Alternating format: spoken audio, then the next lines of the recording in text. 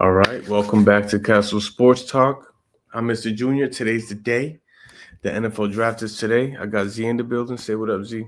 What up? We're gonna go out later, watch the NFL draft with my cousin. Probably it's gonna be a blast. But this is the defensive minded mock draft. I got some real last minute content to churn out just to say I have it out there, give it to you guys. And when some of my picks become correct, I could be like, hey, I predicted it. But we're just gonna get this show on the road. This is the defensive minded NFL mock draft. I'm just going to read off my notes a little bit here just to keep my thoughts organized. We were in the top five in defense last year, number one in scoring defense. We allowed the least amount of points average wise, and that led us to the playoffs, right? We really had a top five defense, and I think that was the identity of our team last year. I would like to say running was our identity, but it really tailed off at the end.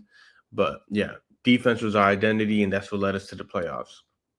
So prioritizing defense in the draft can be a way to ensure we have a top five defense again. Uh, Jesse Minter is our defensive coordinator. Let him handpick the guys he wants for his team in this draft. Maybe we should probably let him handpick them early in the draft. Give him these guys that he wants, best guys in the draft, best athletes, best football players, and let Jesse Minter and the defense cook. There are a lot of big time defensive players in the draft, especially in the first three rounds, that can have a huge impact for this Charger team, not only in 2025, but for a long time.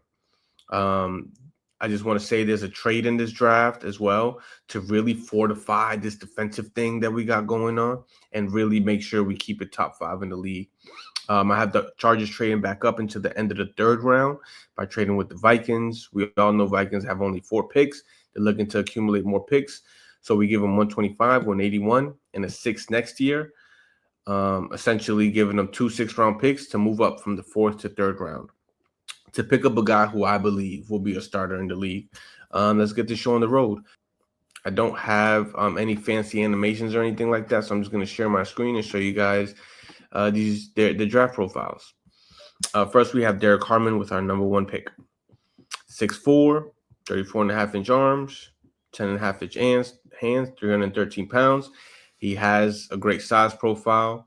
He can play nose tackle, definitely athletic, and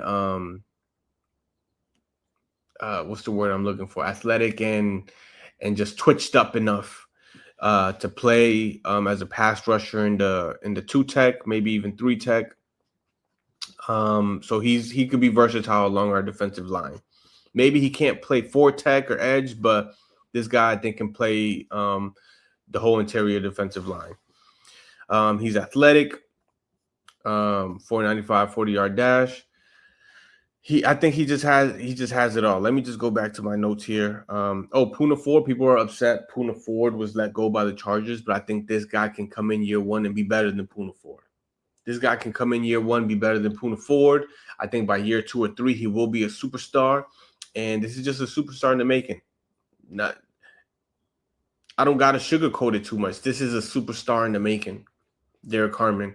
All right. And getting them in the first round will be very, very, very, very beneficial. Like, beneficial isn't even the word. Just very, very transformative for our defensive line, especially having this guy here for the next 5 years. We're just going to get this thing going. We're just going to talk about the second round. My guy, Trey Amos. All right. I also have another guy I want to talk about, Maxwell Hairston, in case Trey Amos isn't there. But first, we're going to talk about Trey.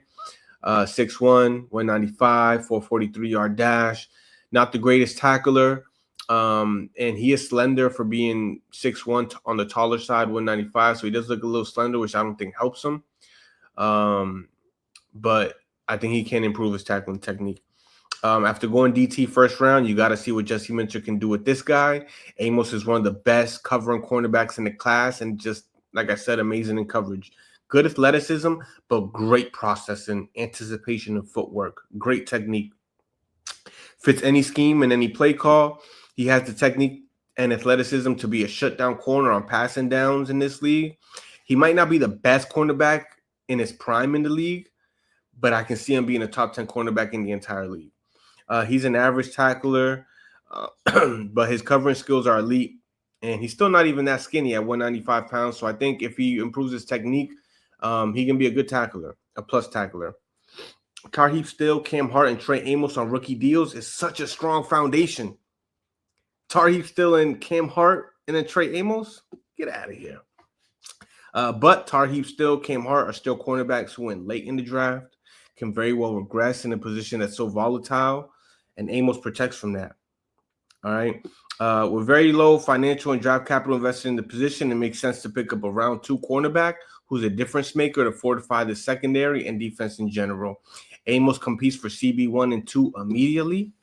And if Amos isn't there, picking up a guy like Maxwell Hairston, I think is also transformative for this defense. He I think comes in for the same philosophical and logical reasons.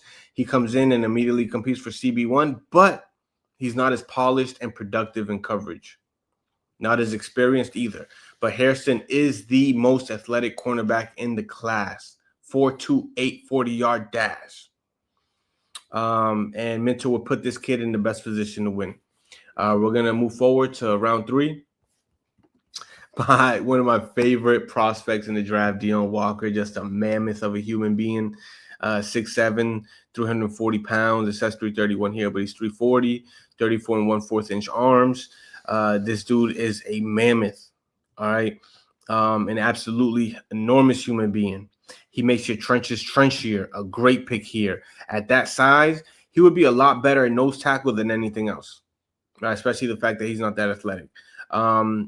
And Harmon isn't just a nose tackle, defensive interior lineman. He can play many different places on the interior line, like I said before. So I do think Walker and Harmon can both be absolutely on the field at the same time, and both can be 3-down players at certain parts of the game at the same time. All right, this interior D-line long-term would suddenly go from putrid to amazing.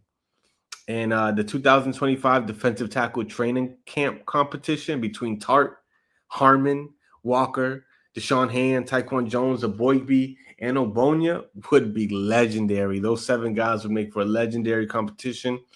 And Walker and Harmon together would just be so transformative. I really don't think you understand. It makes it easier for our edges, linebackers. We will be able to stop the run more effectively, rush the passer from the interior more effectively, deflect passes with this 6'7" dude. It's just so good for our defense.